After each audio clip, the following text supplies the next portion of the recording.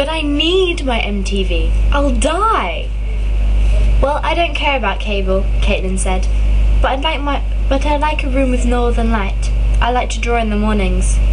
You haven't heard the worst part. All the rooms have different things. Lewis said. The one next door is huge, and it's got a king-size bed and a balcony and a jacuzzi bath.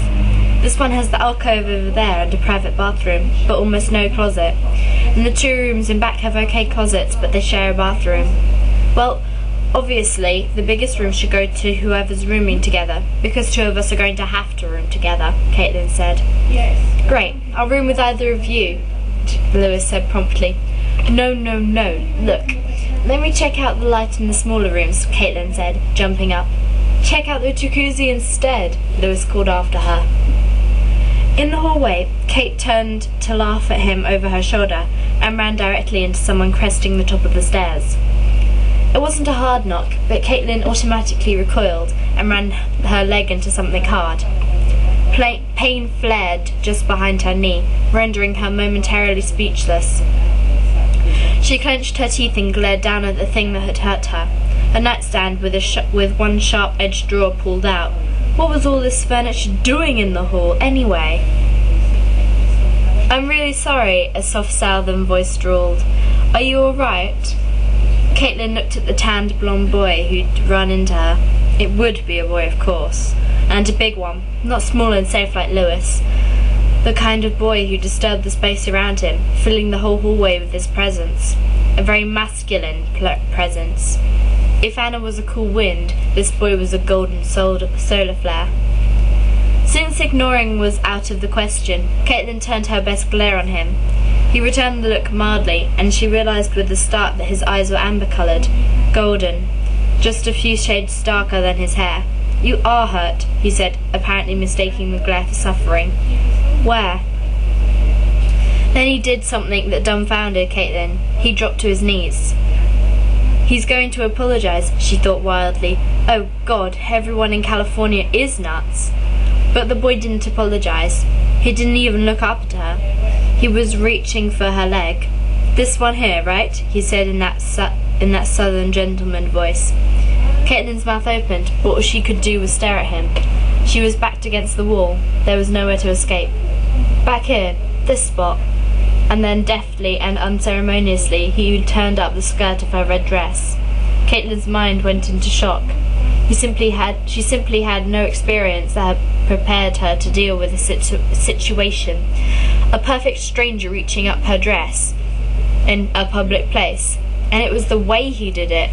Not like a grabby boy at all, but like a doctor examining a patient. It's not a cut, just a knot, the boy said.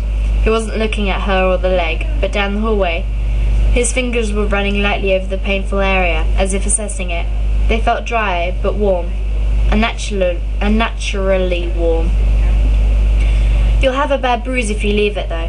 Why don't you hold still and let me see if I can help? This, at last, catapulted Kate out of silence. Hold still? Hold still for what? He waved a hand. Be quiet now, please. Caitlin was stupefied. Yes, the boy said, as if to himself. I think I can help this some. I'll try. Caitlin held still because she was paralysed. She could feel his fingers on the back of her knee, a terribly intimate place, extremely tender and vulnerable. Kate couldn't remember anyone touching her there, not even a doctor. Then the touch changed. It became a burning, tingling feeling, like slow fire. It was almost like pain, but Kate gasped. What are you doing to me? Stop that! What are you doing? He spoke in a soft, measured voice, without glancing up, channeling energy, trying. I said, stop! Oh. Work with me, now, please. Don't fight me. Caitlin just stared down at the top of his head. His gold blonde hair was unruly, springing in curls and waves. A strange sensation swept through Kate, flowing up from her knee and through her body, branching out to every blood vessel and capillary. A feeling of refreshment, of renewal. It was like getting a drink of clean cold water when you were desperately thirsty, or being drenched with delicious icy mist when you were hot. Caitlin suddenly felt that until this moment she had only been half awake. The boy was making odd motions now, as if he were brushing lint off the back of her knee. Touch, shake off, as if gathering something and then shaking drops of water off his fingers. Caitlin suddenly realised that her pain was completely gone. "That's it," the boy said cheerfully. "Now if I can just close this off." He cupped a warm hand around the back of her knee. "There, it shouldn't bruise now."